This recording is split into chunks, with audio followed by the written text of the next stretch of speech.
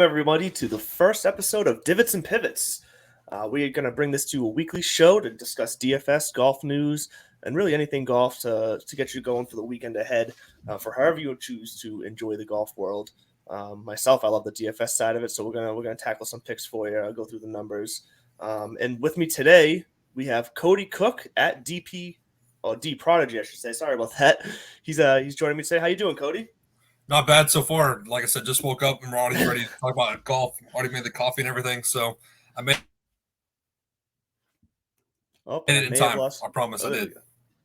Perfect. No, you were here perfect time. Yeah, I'm glad to have you. No, for anyone who doesn't know, if you don't remember, Cody and I used to do some shows on his YouTube channel about a year ago. So it was an honor to bring him back on here to join me. So I'm looking forward to having a lot of fun with you, man. Same. And we'll see if we can find some of our old favorites in these lists throughout these tournaments. I know we had some guys we always lived and mostly died on the hill with, but yeah, we'll see. We'll get there again.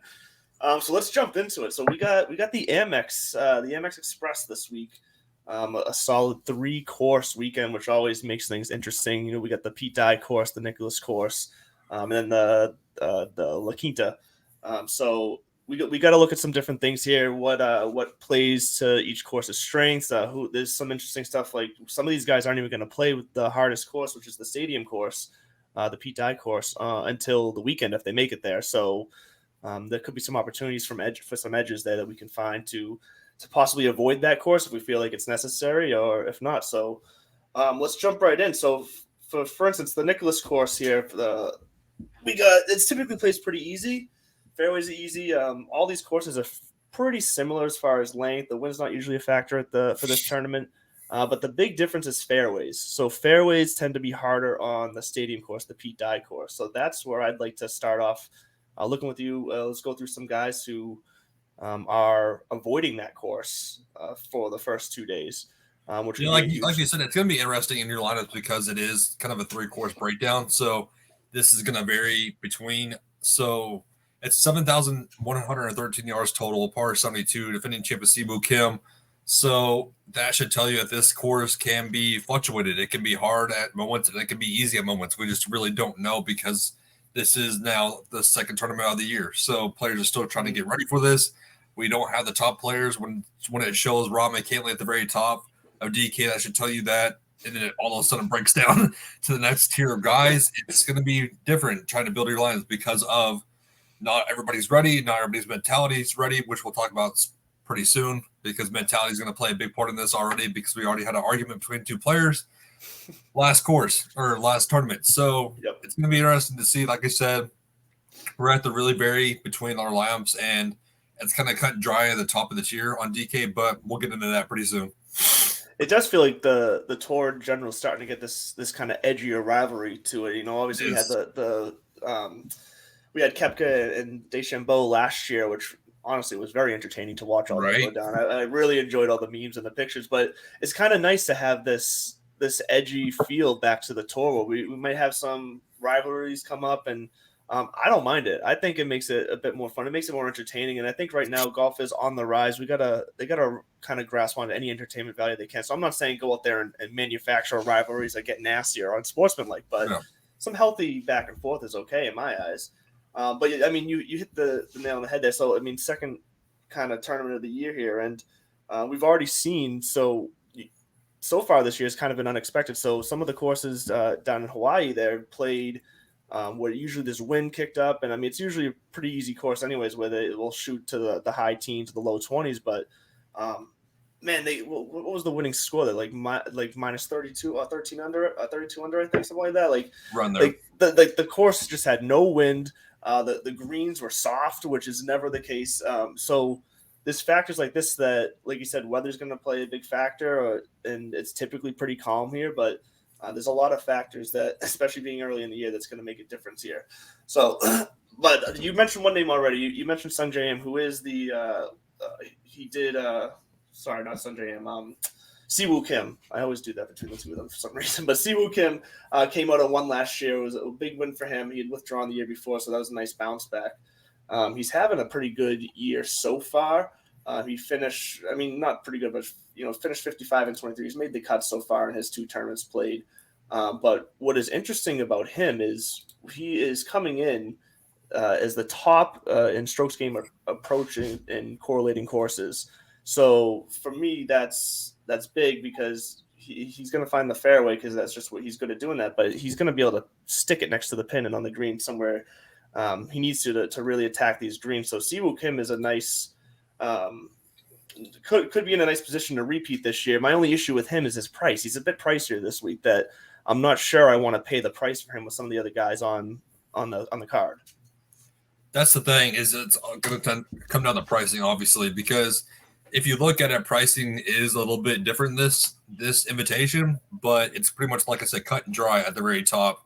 When right now we're going on to the second tournament, which we're at the very between guys and trying to decipher how these guys are still in their mind playing, because golf is more so, in my opinion, more of a mental game than a skill game, kind of like tennis, because of you're going to get in your head and it's going to go either really good or really bad, because you can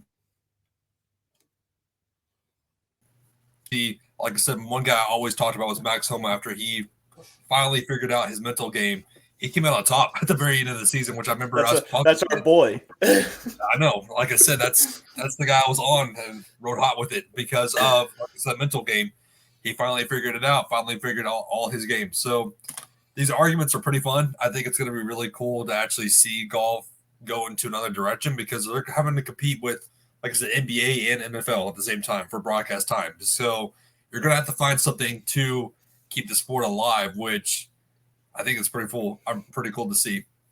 Yeah, it's not accidental that golf's viewership tends to pick up after the Masters, when we're kind of obviously NFL's done at that time, where we're getting into the really narrowed down specific playoff matches with NFL, not NFL, NBA and NHL. So it's, we really don't see a jump in viewership until the summer, when it really is the only show other than baseball. But, let's be honest, baseball is kind of fallen off as well. So it's got a perfect opportunity there for it. But yeah, so Siwoo Kim, though, coming in at, what was his price here on DraftKings? It was 8,300. So it's not like super high, but compared to some other guys around him there and some other guys that I can pay up for and save money with, I'm not sure I'm going to pay for that ownership, because obviously with the previous winner and an earlier tournament like this, a lot of people as well just starting to really get into their DFS game when it comes to golf. So there's going to be some, I'd say some probably predictability to where people are going to look to the past winners, and I think ownership's going to be high on him. So considering all those factors, I'm probably going to stay off Siwoo Kim. Not saying I think he's going to do bad. Like I said, I think he's good for this course, but I think there's some edges we can find elsewhere. Other than the one thing he does have going for him is that he doesn't play the stadium course until the weekend. So if he makes the cut, he's got the 2 easier courses on Thursday, Friday. So that could be the one edge that you got there. Exactly. So like I was saying, kind of cutting it up at the very top, I mean, Jon Rahm is obviously the name you want to get to. It's kind of way too hard not to overthink it. It's like playing Nikola Jokic in your NBA lineup, so you had to play him. I mean, when he's on the slate, you got to play him no matter what, because he can get you any points that you can possibly think of. It's like I said, I'm going pretty heavy on Jon Rahm. It's hard not to love him. I wish I had more of a breakdown for him, but look at the guys in this course and look at how he's playing. It's Jon Rahm. It's the name value. But I will say it's going to be close playing catcher Cantlay, because Cantlay, he can show up here and he can make Jon Rahm a run for his money. So it's kind of hard not to play both these guys at the very top. I know it's not a strategy I normally try to play, is playing two guys in the highest tier, but for this week, it's kind of hard not to. Yeah, I mean, they're my 1-2 rank this weekend. I mean, it was a pretty easy. I mean, I still ran the numbers to make sure it came out that way, but when looking at the list, I knew those two were going to end up at the top. And I'm quickly looking at. So I went to pull up the ownership. I'm not getting accurate ownership projections right now, at least from what it looks like. I don't think so. But if these are right, we got Rahm and Cantlay are both coming in at like 43% calculated ownership, right? Which is outrageously high. But if you can find some value with, I'm trying to see here. So with someone like Corey Connors is playing great right now. He's 7.2 ownership. Someone like that who's feeling good this early in the year for that low of ownership, that could be a nice way to balance out two over-owned guys up at the top. So you just got to really pay attention and look for that stuff. But yeah, no, I agree. Rahm is look, when you look at the numbers, he ranks first in DK points. He's top 10 in every key stat other than fairways gained. But like I said, he's also not hitting the stadium course in the first 2 days. So that fairways gained is going to be a little bit easier for him because he's not going to have the tighter, harder fairways to hit. So I expect Rahm to definitely be towards the top of the leaderboard, probably top 5, top 10 going into the weekend. I just don't see how he can't. He's playing too good. He's too good at everything you need to be good here. I mean, he's gained 13 strokes, and he's only played one tournament so far this year, and it was the Century. So he's feeling good right now. Speaking of strokes gained, though, just gonna kind of jump around here to start, but Taylor Gooch. So Taylor Gooch coming in. So first, this might be the highest I've ever seen Taylor Gooch priced. I know on Yahoo he is. I just lost it. Sorry, Taylor. He's $43 on Yahoo, which is pretty high for Yahoo. He's $9,700 on DraftKings. So I can't remember a time I saw him priced this high, but it kind of makes sense. He's pretty deadly here. So in his last five tournaments so far to start the year, he's got a 27th, a 15th. He won the RSM. He finished 60th at the Houston, but he finished 11th at Mayakoba. So the guy's playing great right now, and he's got a pretty good history here too. He's made the cut the past 4 years playing this tournament. Finished 21st last year. He finished 4th in 2019. So I guess the pricing makes sense. And he definitely lines up well. But are you willing to pay that much for Taylor Gooch with some of the other guys around him? Yeah, but I thought he played slow. Yeah, that's the big thing. Yeah, he plays slow. Well, that's the fun stuff, though. Just pick on the guy. Let's go for it. We'll see how his mental game is. I mean, we'll see. It's going to be – that's what I'm saying. If he's caught in his head in this tournament, that's going to be not a good thing for you paying $9,700 for a Gooch. So exactly. I looked at the other 10K guys also before you go on, and I'm not playing Scotty Scheffler at all at 10-6. You're not going to make me pay that at all. Fiato is okay to me at 10-2, but again, I'd much rather go and pay John Rahm and Patrick Cantlay and then figure out the rest of my lineup instead of trying to fit in Scotty Scheffler at this tournament when I can easily pay up $300 more for Patrick Cantlay. So, again, I'm kind of just locking and loading Patrick Cantlay and John Rahm at the very top and fading Tony Finau and Scotty Scheffler. I'd much rather just go elsewhere. But a guy in that 9K range, what do you think of Seamus Power at that price tag? So I loved Seamus Power last week. Like, he was one of my cheap plays. So, dude, he's playing good right now, and I like Seamus Power. So, I just want to see where he came in my rankings, because sometimes the numbers. So the way I do my rankings in my model, it's purely based on the numbers, and then I use that to kind of fill in the blanks with the storylines and the eye test and make my own decisions from there. Why can I not find Seamus Power right here, though? Oh, here he is. Yeah. So he's coming to rank 27th in my model when it comes to the numbers, and that's mainly because he hasn't been great on the correlating courses that I had for this, but he's just playing so good right now. 3 top 15 finishes in his last tournaments. He finished was this 12th at Bermuda as well. I mean, the biggest thing he's got going from him is that the worst thing he's got going from him is that he hasn't played here in 2 years, and he got cut in 2019. Right. Before that, though, he had 2 top 25 finishes.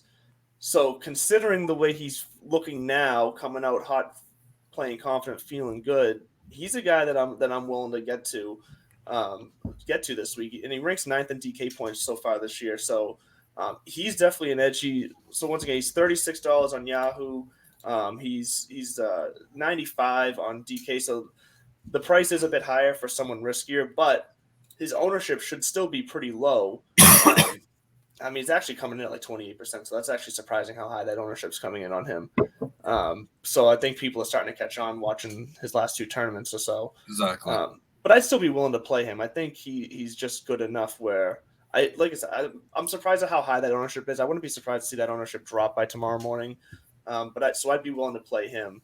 And then another guy in that 9K range that I do like Sung J M. So Sung J M's coming in at 3rd in my rankings, according to the numbers. And it's mainly because on correlating courses, he kills it. He's 1st in putting, 5 in DK points.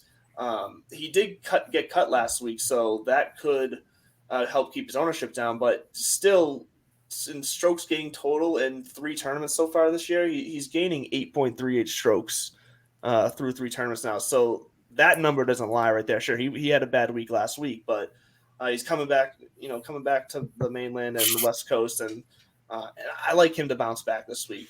How do you feel about Sanjay M? So that's the thing is there's a lot of guys in this 9K range that I'm willing to take a shot on compared to M, which I don't mind M at all. I can understand it. Again, it's just the price tag when I rather just find $1,000 more to play Patrick Hanley. I keep going back to it. But I don't mind it. Like I said, I understand the viewpoint on it. I wouldn't blame you for playing Sanjay M. But for me, I'd rather take a shot on somebody that we haven't talked about yet. But let me talk about Seamus Power. Yep. The risk is there for Power. Obviously, it's there when you have Taylor Gooch and Corey Connors right beside him. But the way that he's been playing and the power skills, I like it a lot. I think he can thrive on this course if he gets his game going. This is a hefty price tag for him. It's going to be different. I think ownership's going to fluctuate, like you were saying, because people see the name, they're like, who is this guy? But then they see the recent form, and it's there. So it's those last-minute tinkers where people are going to see Seamus Power, and exactly. 10 minutes before they're going to say, I don't feel comfortable with that. I'd rather go to M. I'd rather go to Connors because I know those names. Exactly. But the way it's going to go for us, if we play him, he's going to do horrible. But if we don't play him, he's going to do amazing. So that's kind of how it goes when we play guys that we are risky on. But that's the life. That's neither here or there. So I want to get your thoughts on one guy we haven't talked about with Matthew Wolff. I like him. I'm taking a risk on it. I loved him last year. He looked great. I don't have him really ranking out that great for this week, so I'd be curious to hear why you love him. I mean, just looking at what I got here, in the 2 tournaments he's played so far this year, he's top 15. He's got 11th and a 5th. He's made the cut here the past 2 years, so that's nice. And look, I guess 15 strokes gained so far through 2 tournaments is pretty point on to what you need as well. So I'm not opposed to Matthew Wolff. I think, once again, this is one of those guys that for his price tag, I'm not sure. Like I said, according to my research, I'd rather for that price tag pay up a little bit for a Sanjay M or like slightly more for an Answer, or so because they're all kind of in that general price range. But so what's got you loving Wolff so much though? So for me, I think this is a bounce back course for him. And at 9.3, people are not going to want to pay that price tag for Matthew Wolff where they can get to Answer or they can get to Corey Connors or even, like I said, Sanjay M. So he's kind of that middle man. And 7% ownership right now. Huh? 7% ownership right now. That's what I'm saying. Good. So the swing is there. I love his swing. I've always been a fan of the swing. Yeah. I think this course fits his course playing style well. I think this is a bounce back spot for him that people are not going to want to play him because Matthew Wolff. You're either going to get the good side of Matthew Wolff or you're going to get the bad side of Matthew Wolff. That's the risk you're going to take. But at the ownership that I'm seeing also on my side, it's hard not to love him at 9.3 when I can fit in a couple more guys in the 9K range compared to trying to fit in all the value that you're going to have to find. But again, do you trust double bogey Abraham Answer, or do you trust Corey Connors right now on the street that he's going, or do you just fall into the line of the Matthew Wolff that we know and love, obviously, who can thrive? So that's my thing is if you're trying to take a shot on somebody in this 9K range, I wouldn't mind taking a shot on Matthew Wolff whatsoever when we don't know what we're getting in the Answer. Will Zalatoris is a guy that I'm not paying 9-1 for right now. No. Seamus Power, you don't know what you're going to get out of him, but again, he has the upside there. Taylor Gooch with the mental side right now, we don't know. So it's either I'm paying down for Matthew Wolff or possibly taking a shot on Sanjay M, like you were saying, or we'll talk about Abraham Answer in a second. No, look, I don't think you're wrong. It's Matthew Wolff has the skills there. It's his consistency has always been an issue, but he's got the skill to do it. And so, no, you could be 100% right with him there. And yeah, I think it is funny. Answer always does have a double bogey in him. Like it always tends to come like right after he's hit like two or three birdies in a row. So you're feeling good, and then he just absolutely crushes you. So I mean, if you're like me who watches every pull up the scorecard and watch all the scores as they go, that's I can't help it. I just love to do that. So yeah, I ride that roller coaster sometimes. But I do have Answer in my top 10 right now though. It's hard not to love him. It's hard not to. So and that's the thing. He's always enticing. Like he's got a big enough, like a recognizable enough name to where he jumps off the page at you. And then when you look at his stats, he tends to be right there as well. And so, so this is a perfect example. So Answer is one of the guys that I think might be able to have an edge in getting you to the weekend, because so he does get the stadium course on day 2. And where one of his strongest stats is he's ranked 7th in fairways gained. So the course shouldn't affect him as much as it should other guys. He should still be able to find. Sorry, my microphone is sliding on here. I think I got louder there for a second. I could hear it, but so he should be able to. Answer. Yeah, so he should be able to find the fairways. Theoretically a little bit easier than the rest on day 2 there. So it's just an example where I think he could have an edge there. Now, look, he's not playing great. He got cut last weekend, and he finished 35th the week before. He does have that 7th place back in Mayakoba, and he's got a great history. I mean, he's got 2 top 5 finishes the last 2 years at this tournament. And even before that, though, he's got an 18th, and then 2018 he finished 76, so he barely made the cut and then dropped down. But Answer considering, because I don't really love this price range all that much. Like we're sounds like we're both fading a decent amount of these 9K guys, but we both like Power, and I like him. Gooch, we said we're up iffy on. You're on Wolf. I'm not sure yet. So Answer's there, and it's kind of the same idea. I think Henley's going to be popular because of his win last week, and for only, I think it's $100 more, or $200 more. I think Answer might be a nice little pivot play there over someone like a Henley who's coming in at 21% ownership, and Answer's actually coming in pretty high ownership right now. I'm not trusting these ownership numbers. I'm going to stop looking at that because they just seem way too out of. I don't think they're accurate at the moment, but I do like Answer with his course history, with his fairway stats. It's funny, this whole 9K range is kind of risky, isn't it? Like all these guys have a big blow up hole in them, so. It kind of plays to your point, like you were saying, just pay up for Ron McCantley and then go find someone in the 7K range. Answer's either going to boom because he's motivated and he wants to basically make a name for himself once again, or this is going to be a course that's going to destroy him, and next week we're going to see him in possibly the 7 or 8K range. Yeah, that's how it's going to go down. This is pretty much his last chance to be in this 9K range, in my opinion, before he either blows up or just it's blow. But I don't mind taking a risk on him at 9-2. Again, the ownership, though, is what's going to worry me, because people are going to see the name value and see Abraham Answer. Why is he only 9-2? Well, let's look back at the past couple courses and see why he's only 9-2. Yep. So, but I've had mixed emotions dropping down to Russell Henley. Part of me wants it, part of me doesn't. What do you think of him at 9K? I'm staying away from him. So look, like I said, numbers wise, this is an instance where numbers wise, he technically ranks out as my number 10 guy this week. But a lot of that is based off of finishing second last week, losing in the playoff, and then he's got other good recent results so far this year. But that's also because he's played 4 out of the 5 last tournaments, when a lot of these guys haven't done that yet. And that's when you're using a number model, like, sure, you can look at everything and just go by the numbers, but a lot of times you're going to get skewed information. If and now I'm just talking out to anybody out there who's making their own models. You got to still put in the work of kind of deciphering it and finding what's kind of lying to you a little bit. And I think this is a case where Henley is lying to me a little bit, because sure, his strokes gained is 28 strokes gained through this season so far, but he's missed the cut here the last 3 years. Didn't play in 2018 and missed the cut again in 2017. So this is obviously just not a course that he likes. Plus, like I said, he's another guy who's getting the stadium course on this in round 2 or round 1. I forget which round it is now, but he's getting it in the first 2 days. For 9K, I don't want to pay that for him. That's what I'm kind of worried about, because the game that he's playing right now is great.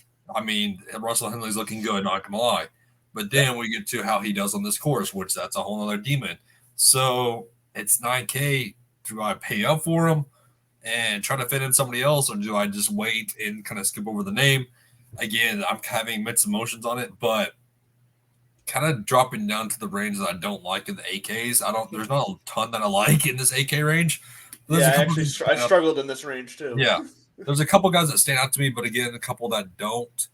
I want to get your thoughts on the top with like Tringali and Patrick Reed, because I think Patrick Reed's going to be a name value once again. People are going to see the name and think, why is he only this price tag? And there's a reason why. But Tringali, I think he can do well in this course. It's just the price tag of 8-9. If I fit him into my lineup, I do. If I don't, then I don't. I'm having, like I said, it doesn't matter to me with Tringali either way. But what do you think of this top tier of the AK range? So I agree. I don't love this range. I don't love either of these guys. Either if I was gonna play one of the two, I'd probably lean towards Tringali. Just based off of, he hasn't played this course in 3 years. He's finished seventh. No, I'm sorry, I'm looking at the wrong column here. He hasn't played any of the last 3 tournaments, but the last time he played was the Houston Open, where he finished seventh. And he's made the cut at this tournament the last 3 times he's played it. So I feel like he can get you there. I don't think the thing with Tringali is I don't think he's going to be a ceiling player for you. He's going to, he's probably going to make the cut for you, but then he's probably going to finish in that like 30-40 range and not really get you too much upside. Now we know someone like Patrick Reed has the ability to get you the upside that you need to really score some points, but he's another guy who last 2 times out at this course or this tournament, he's missed the cut. Sure, he has a 12th place finish in 2017, but we're talking 5 years ago now, and so and Reed's recent form as well. I'm not on that. He's ranked over the top 100 in most of my key stats for this weekend. So I'm really not on Reed. I'd rather play Tringali there. I don't love Tringali there, but if I'm talking just between the two of them, I'm taking Tringali over Reed, and I'm definitely not paying $8,800 for Reed. So, what do you think of Bezentout? I love him at that price tag. I think you can definitely get to him at 8.7 compared to playing Ricky Fowler 8.5 and Justin Rose at 8.6. I mean, yep. I'd rather play him at 8.7 and take a shot. But so me and Bezentout have a history where I always tend to anytime I tend to like him, I tend to talk myself out of playing him, and then he has his good tournaments. So then I end up mad at him all weekend because I didn't have the guts to play him. And this is another one of those guys where he's showing up lower in my rankings because he actually hasn't played any of my correlating courses. But in the rest of the key stats, he's right up there in like top 50 and everything. He's got a couple top 20s. He finished 17 last week at the Sony Open, so I'm on Bezenhout's bandwagon. I'll play him this week. He's in good form. He's got let's see here, 15th at the Mayakoba as well, and he just hasn't played this course before. So I'd say for his price tag, considering the rest of the people in that range, if I'm going to land in that $8,700 range with like the last guy in my lineup, I'm probably adding him. So if I'm going in this AK range and taking a shot on somebody, let's talk about Johnny Vegas. The iron play. Iron play's there. I mean, his iron play is always there. Like it's hard not to like it though at this course when he can get you there and he can tear up this course, and so can Luke List. I mean, again, that you need a couple bombers here and there, and 81 and 8,000 for Luke List and Johnny Vegas, who are two names that nobody likes to play. Mm-hmm.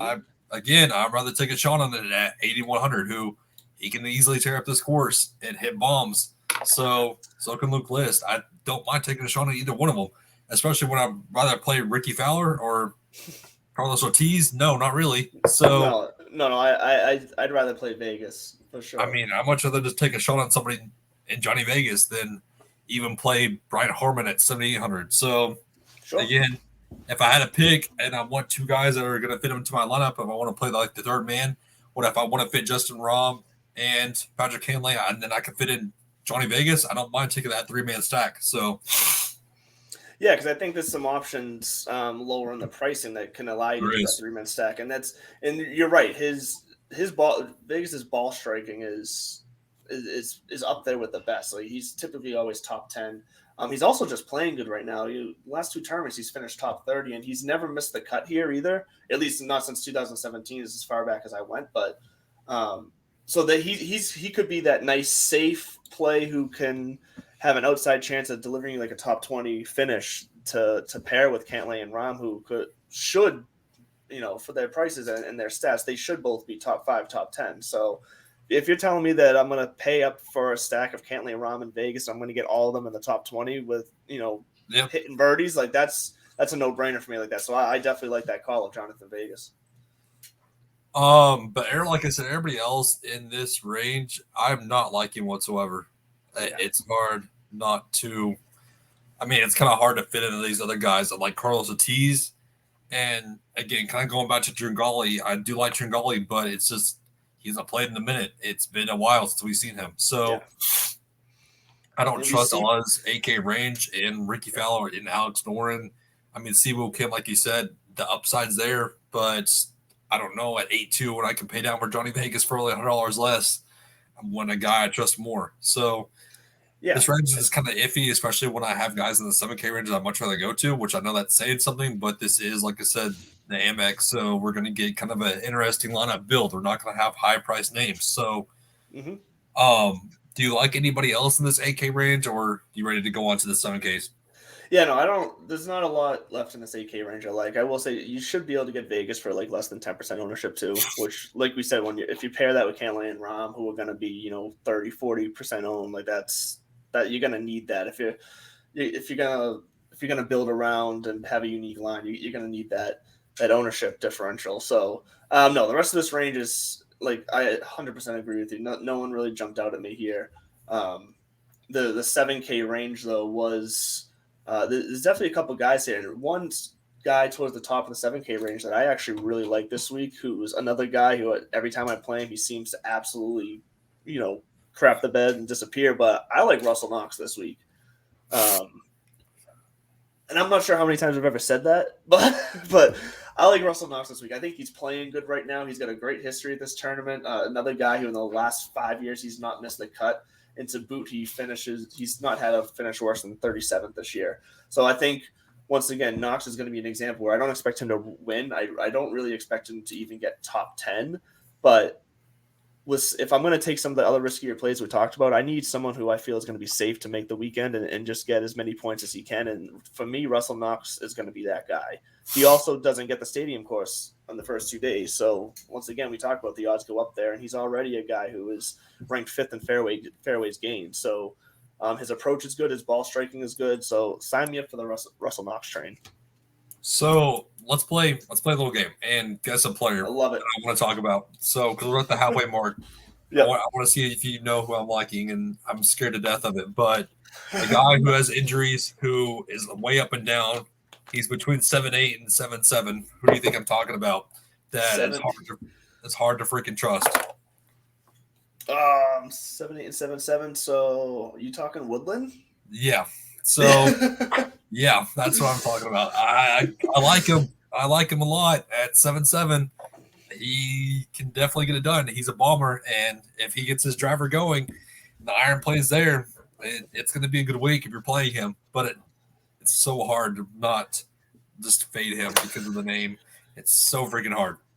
He is a perfect example of high risk, high reward. Because you're right. When he's feeling good, like he's amongst the top in the world. Like he plays great.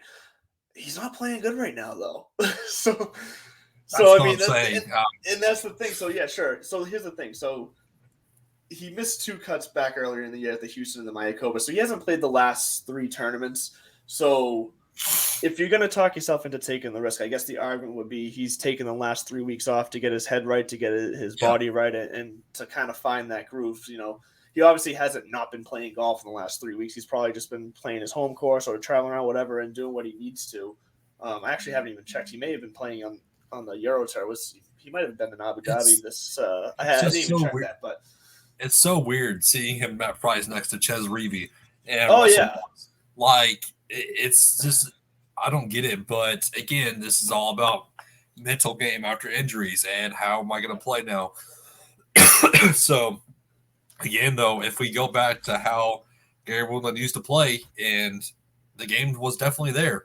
Like you said, he can be a top 10 player in the world when he wants to be, or when he can be, at least physically. So again, if I'm going to a risky lineup where I want to play, like you said, Vegas, and Rami Cantley to fit in Woodland as my fourth guy, I think that I have a risky lineup that can easily either bank the tournament or shit the bed. So either way, Yeah. it's just when I see him priced next to Ches Reavie, it makes me want to vomit because I'm like, this is not how Gary Woodland should be. So again, though, this is a 7K range. It's going to be different. There's a couple other guys that are in here that I like, but what else do you like in this range? Yeah, no, just to close out on Woodley, he's definitely the guy that if he did do if you're gonna take that risk and it works out for you, he would be like a tournament winner for you. Like, and I'm not saying that Exactly. the actual tournament, but I'm saying like in your DFS tournament, like that would be a Exactly. guy that would be the difference maker. Because like you said, he's gonna be down on, so his ownership's I can't imagine his ownership being more than like 13-15%. Like I don't see how it would be higher than that unless people like you would just see the name and go crazy for how low it is. But I think also the stuff that worries us about him is also the stuff that's really obvious to see. You know, when you just go back and look at the cuts. So I think if one person just opens up that game log on DK, for instance, and looks at that, like they may actually stay away from him. So yeah, I think you can probably get him at a nice ownership discount. And look, if he's, I agree. I think he would be willing to take a big risk on, because if we're kind of like creating a hypothetical lineup here as we go, because we keep saying Patrick Cantlay, we keep saying It Rom, we happens. keep This is saying what normally happens. Vegas. Like, so It's fine. we're like three guys in now. So if you're adding Woodland to that lineup, and I don't even know if it's possible with the math and whatnot, but if you're adding Woodland to that lineup and you're guaranteeing that those other three guys are going to make the cut, and then I think it would be willing to take the risk that Woodland either shits the bed and misses the cut, or he's going to make the cut and easily pay back value. So, but even if you were to miss the cut, you can probably still round out your team there to where you might be all right. It might be able to sneak in to some cash, um, or just enjoy the weekend with it. So, no, you make some good points on Woodland. He's a guy that I was kind of ignoring, but just with the way that this is all shaping out now with lineup construction, he might be someone that would be worth getting to for sure. Someone else though that's down there that I think could be interesting and people will be off of. Man, he's not playing well. He hasn't been playing well at this tournament before. But Harold Varner. So here, I don't think I'm going to play Get Harold it? Varner. I'm going to I start with want that. to so bad. I want to. But what makes me want to play HV3 is the man is just a cut machine. Like He is. he's the guy who comes out, 8 under to round one, leading the tournament, and then he'll go out and shoot a +3 the next day and barely make the cut or something. But he's typically always going to get you to the weekend. He's just not. He's not really played this year. He's played one tournament, missed the cut. He's missed the cut 3 out of the last 5 years at this tournament. And then in typical Varner form, the one time he didn't miss the cut, he finished 18th. So I want to play him because of how safe I know he is. I just don't think there's enough evidence there for me to play him. He does well on the short courses, which that's what I'm kind of taking into consideration when Yep. it's just a guy who, like you said, continues to make birdies that makes the cut somehow. And when It's you see top the 10 name, in approach. as I was saying, when you see HV3, you think, oh no, I'm not playing him. But then again, he has the upside, and all of a sudden he comes out and he hits value.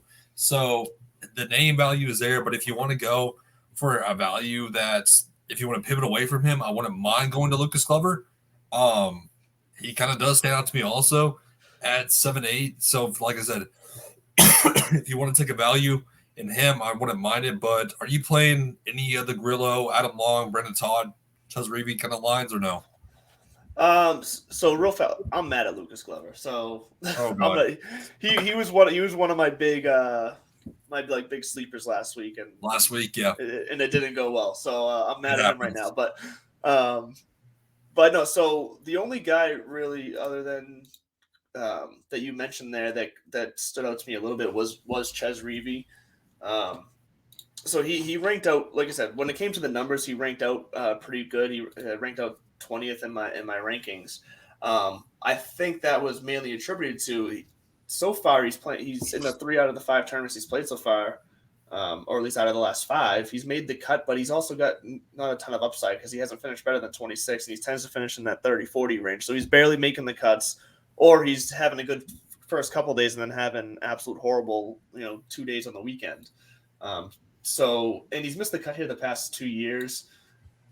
look, I think Reeve has what it would take to do good here. Top 10 strokes gained approach. He's actually first in fairways gained, top 20 in ball striking. So like he's got the tools for what you would need to attack a short course. So look, I'm probably going to have some small shares of Reeve, just considering his price. And like on Yahoo's, he's only $21, so he's almost the minimum price on Yahoo. So I think he's more of a value on Yahoo than he is on DK. Because I like Reeve, but I'd rather play Woodland. I'd rather take the risk on Woodland on DK. But like I said, on Yahoo though, I'll have a little more Reeve just because he's only $21. So I'm kind of jumping all the way down in this range and want to talk about a guy who continues to make birdies and can easily do it on this course. If you know what I'm talking about, go ahead and say it. But if you don't, Troy Merritt, I love him.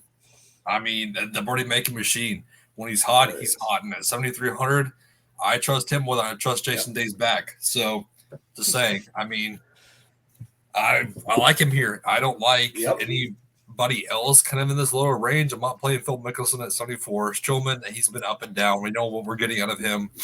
How much would they pay down for, like I said, Troy Merritt, and then fill in the rest of my lineups with guys in the 6K range that I trust more than I do in the 7K range. So, again, I like Troy Merritt here. I think he's the upside to make the birdies on this course. I don't trust anybody else in this 7K range. If I'm scrolling down right now, I mean, maybe Lento Griffin at 7,500, maybe, but it's just hard because if I'm building, like I said, our lineup, if we're building that lineup of Vegas, Patrick Henley, and John Rahm, you're going to want to fit in a guy in the lower 6K range, 7K range, which is why I'm kind of mostly looking at the 6Ks, looking at the lower range of the 7Ks. So there's a couple guys in this lower 7K range that I do like, but I want to get your thoughts on this rest of the 7K range.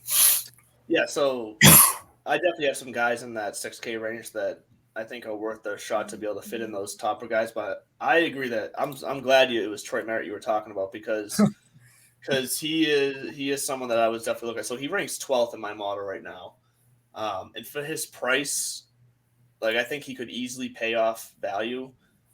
So his rankings aren't exactly flashy as far as like they're gonna jump off the stage, like not top 10. They're never gonna be, yeah. But exactly, they're never gonna be because he's just a model of consistency. The main number you got to look at that. So he's got 2 top 25 finishes so far this year. He's gained almost 12 strokes in those tournaments, which is good. I mean, sure, he missed the cut here. He doesn't have a great history here. That's the only thing, which is surprising considering his game. But I think he's a guy who has been where I can almost look at his past finishes here as not the Bible, but more of a testament to he's a guy who's been progressing over the last few years and really finding his game. And this maybe Troy Merritt is this year's Max Homa for us, where he's going to put it together to really compete on some more courses. But I do agree. I do think Merritt's got the type of game that should have success here, and he's so far off to a pretty good year. He seems to be picking his tournaments to places that he feels like he can do well with, and the fact that he picked here, for that price, yeah, give me some Troy Merritt. Someone else I do like down here though, where'd he go? So I do like Doug Gim too this week. Oh Lordy, so hard. So yeah, I know, but in similar courses, he's 8th in approach, 9th in ball striking, and 11th in fairways. Like those are like my 3 main stats for this week. So, and he's gained 4 strokes so far in 2 tournaments this year. He finished 40th at RSM, 27th at Mayakoba, but he has a 5th place finish here last year. So he's a guy that, like you said, if you got to pay down somewhere in this range, he's not exactly a full pay down because he's 7,500. So he actually, if we're playing those other higher price guys, he might actually not work out of my lineups. But I'm going to be building multiple lineups, so I'm going to have more of a middle range lineup anyways. But Doug Gim is someone that I really don't mind. And I know you had a very big reaction there. So what are your feelings on Gim? It's hard because if you look at this price tag at what is he at right now? 60 or 7,500? 7,500, yeah. That's what I was looking up. That's the thing is I'm much rather just pay down than a wilder card than Doug Gim. He has flashed the upside. I get it. It's just something about me says no, do not play him at this course. I don't know why. I don't know if it's a natural extinction. It happens sometimes, but I'm already crazy enough playing Gary Woodland, so why not take a shot on Doug Gim? But or why take another shot on someone that you're to be? It happens. That's why we play PGA. That's why we play DFS. It happens. So we wouldn't be here today if we weren't like that. But that's the thing is I don't mind it, but I'm much rather just go down to Troy Merritt at $200 less. That's my thing. But yeah, I would between those two. I would agree. But if we're going down into the lower 7K range, Buckley 72. I don't mind taking a shot on either. He's cheap enough. Again, I don't mind that. I don't mind paying for Smalley at 72 also. I played Smalley last week. I'd say, two unknown guys that obviously can't make the cut here. But again, I love this lower 6K range. What do you think of the kind of lower 7K range before we move on? Yeah, no, I like Buckley. I think he's got once again, he's another guy that I think has just enough of the right type of game to have success here. He finished 12th last week, which was a great finish for him. And he's never played this tournament before, so this is going to be his first time out. But yeah, look, down in this range, like you said, we're trying to just fit in. The guys we're talking about down here now are just for the purpose of trying to fit in our Cantleys, our Rahm, and our top end guys. So if I'm going to take a shot on someone, I would much rather take the shot on Buckley down here for sure. I would someone who is priced, for instance, someone who's priced similar to him.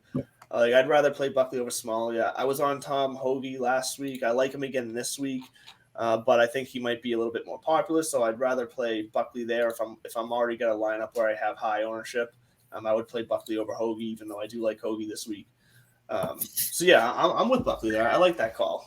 He's got 7 top 10s. Right. So we have 12 minutes left, 13 minutes left. Yeah. So let's hit on the 6K range. But yeah, let's hit first guy on the top that's going to be low owned in a birdie making machine. Again, kind of the Walmart version of Troy Merritt is Sam Ryder. I love him at 6'4". He can continue to make the birdies that you need to have. Davis Riley, he's been up and down. I don't mind taking a shot on him. He has flashed up with the irons. I love his play. I love Davis Riley this week for his price. Nick Taylor, again, can be one of the best on this course based on the style of play. I like that a ton. So those are just kind of a couple guys that I don't mind taking a shot on. I know it went fast, but like I said, we have about 12 minutes, so I'm trying to fit in the guys that I love. Oh, yeah, definitely. So, like I said, the 6K range is always going to be wild. You're always going to it's either going to be a shot in the dark or it's going to be a guy that stands out to you for a good reason. So it's hard to trust a lot of these guys in the 6K range, but when you're playing two guys in Patrick Kentley and John Rahm, I know I keep going back to it, but they're going to take up a lot of your salary, obviously, because they're the top two guys. So it happens, but it's hard not to like some of these guys in the 6K range. Do you have any that stand out to you? I know you liked a couple that already been named off, so talk to me about it. Yeah, no, Riley is the main guy. So I liked multiple ones that you said. I have them on my list as well, but Riley is the main guy I'm going to, and it's in a couple lineups that I've already built. I've started out with Rahm and Cantley, and then Riley's the next guy I go to because he's low price. He helps me find that middle range where I can start looking to fill out the other guys. So I agree. I love Riley this week. Who was the other one you said that I also like? I like Nick Taylor also. Oh yeah, Nick Taylor. Nick Taylor, I'd rather. I don't know. I don't love Nick Taylor. I've liked him in the past. I don't necessarily love him this week for this tournament. I don't think he's played enough tournaments well enough yet this year. And look, he's a guy who typically makes the cut here, so he would be a safer play. And if we're looking at this range, we need safe. So I can see that argument of it. But I would rather go heavy on Riley than play Taylor for just $100 more. Just in my opinion, but maybe that's just me being so in love with Riley this week. That might be the case there. Who else are you liking? Down here in this range though. So another guy I like those. So, I think he's down this range. Right? Sorry, I just lost him. I think Hickok's down here, right? Or was he in the 7K range? He might have been in the low 7s. Yeah, he was low 7. Sorry. But I mean, I like him at that price too. But, oops. See, I like the low 700s. I like Andrew Landry. I like Hickok. These are guys that, like I said, they're low 7,000 range, but the guys I like. Riley was definitely the main one. Other guys. So, do I die with Ryan Moore again? Oh. At 6,500, he's a guy that I always find myself going to Ryan Moore for some reason, and he always bites me. He always gets me. And he's not playing. The thing is, he's not playing well right now. Yes, he has a 6th place finish in 2020, but I think he's going to be a guy that I stay away from because of that. He's just bit me too many times, so I'll probably stay away from Ryan Moore. Even though he still always ranks out well in my lineups. But then other than that, so Chad Ramey. So I like Chad Ramey last week. I'm about to say I like him too. Yeah, and I don't hate him again this week. He's another one that when it comes to that price and the potential upside with him, it could easily work out for you to pay off your value. And so I do like Ramey this week. I think he's another guy who's going to be low owned. He's kind of still an unknown name. So yeah, if I'm going to play high guys, I'm going to go to probably Riley and Ramey down here. What are your thoughts on Ramey? I love him here. I think that he has the upside similar to Taylor that can fit this course style extremely well. But there's one more guy that I want to talk about before we get out of here pretty soon. Yeah. Haggy, only 6,200. How? I don't get it. I like the upside. I think it's way too cheap. He fits into your lineup. So if I'm building a lineup with him, let me build this really quick. Vegas. Yeah, go for it. So we get in Johnny Vegas, 8-1. Yep. Pay for Rahm at 11-3. Get Cantley at 10-9. So we have literally Cantley, Haggy, Rahm, Vegas, and you still have 6,700 left over. I mean, that gives you enough salary to fit in the guys that you want to fit in. So, Again, the possibility is there. So I like it at the price tag. I love it, honestly. What about you? Yeah, look, so he's got the good history. Well, not great history, but he's got a solid history here to where he can definitely return that value. His game doesn't fully line up with what I'm looking at this course. He also hasn't made a cut yet this year, so I get what you're saying about him from what we know about Hagee, from how we've seen him play in the past. Like we have to take that into account as well. He would be the epitome of a massive risk punt play for me to get in the higher guys. And look, if you're looking for a punt play that has upside, I think you're right. I think Hagee could be that guy. So at 6,200, I totally get playing him. He's probably going to be super low owned too. So you probably have him at like 0.7% ownership. So yeah, so look, I can get on the Hagee train there with you. I have no problem with that.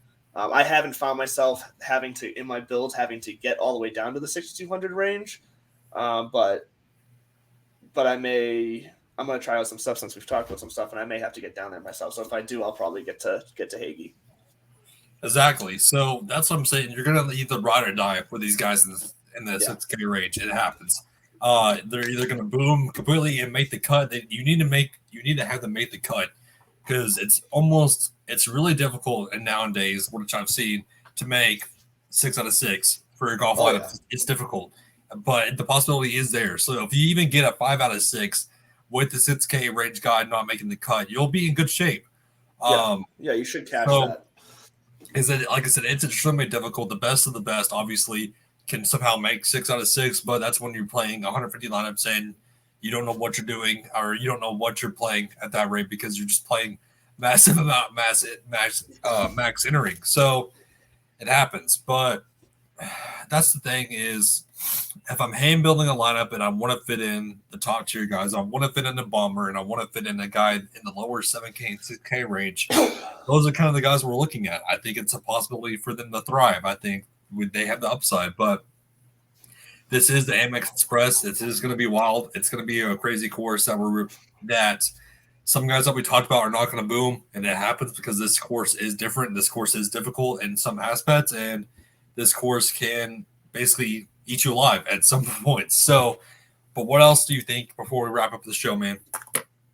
Yeah, so I think there's not really any other guys that jump out to me that I feel the need to get to. I think the only actually I say that I think the only other person that I might be willing to take a risk on down in this range, um, which also scares the hell out of me, is Jason Duffner. He's another guy that's super risky. Look, his stats say it all. 16th in approach, 6th in ball striking, 112th in putting. so so like what's Exactly. all that approach get you if he's not going to make the putts? And that's the killer for me is that the man just can't putt.